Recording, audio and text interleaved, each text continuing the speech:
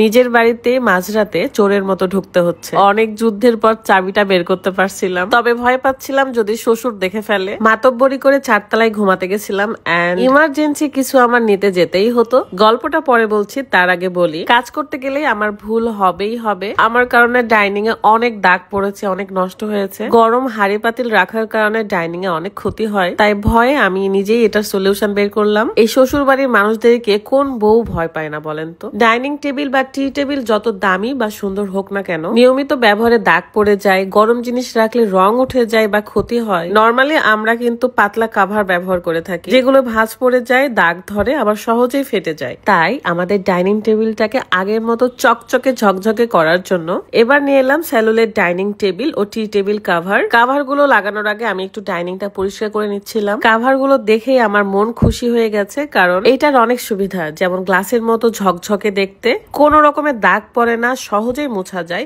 Flexible তাই ভাঙেও না, ভারী টেবিলে আটকে থাকে একদম আঠার মতো, পরে যাবারও কোনো ভয় থাকে না। আমি একটু সাইজ মতো জাস্ট কেটে নিচ্ছিলাম। গরম হাড়ি পাতিলেও কোনো ক্ষতি হয় না, আপনি ডিরেক্ট চুলা থেকে হাড়ি এনে এখানে রাখতে পারবেন, একদমই কিছু হবে না। তাই আপনারা যদি এই কাভার গুলো নিতে চান তাহলে অবশ্যই footpath.com ফেসবুক পেজে নক করতে পারেন। পেজটা আমার ভিডিও ডিসক্রিপশনে দেওয়া আছে। আপনি চাইলে ডিরেক্ট ডাইনিং এর ওপর এই কাভারটা দিতে পারেন, কিংবা আপনার সুবিধা মতো আপনি সাজাতে পারেন। একটু সৌন্দর্যের জন্য আমরা এই কাভারটা পেরে তারপরে ওই পেপারটা পারবো, তাহলে একদম 3D লাগতেছিল দেখতে। এখন থেকে আমি যতই গরম হাড়ি পাতিল নিয়ে এসে রাখি না কেন, আমাকে আর বকার কেউ থাকবে না, কারণ নষ্ট হওয়ারও কোনো ভয় নেই। তারপর রাত তার অফিস রুমে চলে আসে এবং এখানেও সে সেলুলোয়েড কাভারটা লাগাবে, কারণ এই টেবিলের অবস্থা একদমই খারাপ হয়ে যাচ্ছে।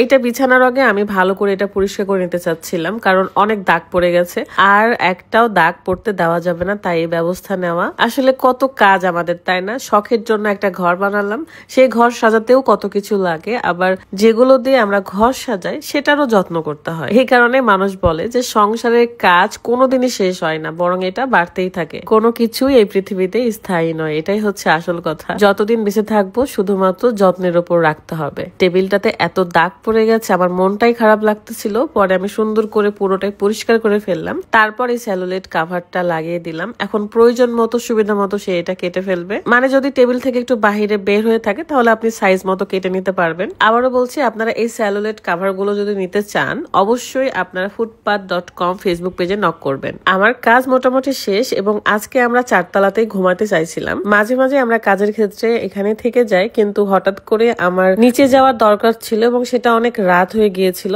তারপরও আমি যেহেতু আমার শাশুড়ি মাকে বলে রেখেছিলাম যে চাবিটা যেন দরজার নিচেই রাখে, যেন আমি খুঁজে পাই, কিন্তু এই চাবি খুঁজতে যে আমার অবস্থা বেহাল হয়ে গেছে। একটা খোঁচা দিয়ে খুঁজতে যে অনেক দূরে চলে গেছিল, আর এত রাত্রে আমি ফোন করে ডিস্টার্বও করতে চাইনি, তাই ঝাঁটার খিল দিয়ে টেনে টেনে নিয়ে আসার চেষ্টা করছিলাম। অবশেষে সফল হই আর আমি এত খুশি ছিলাম। এই তো এরকম ফাজলামি দুষ্টুমি আসলে করতে ভালোই লাগে মাঝে মাঝে। আপনাদের কাছে বিষয়টা কেমন লাগছে, আপনারাও কি এরকম সিচুয়েশনে পড়েছেন কিনা অবশ্যই জানাবেন। সো ভালো থাকবেন, আল্লাহ হাফেজ।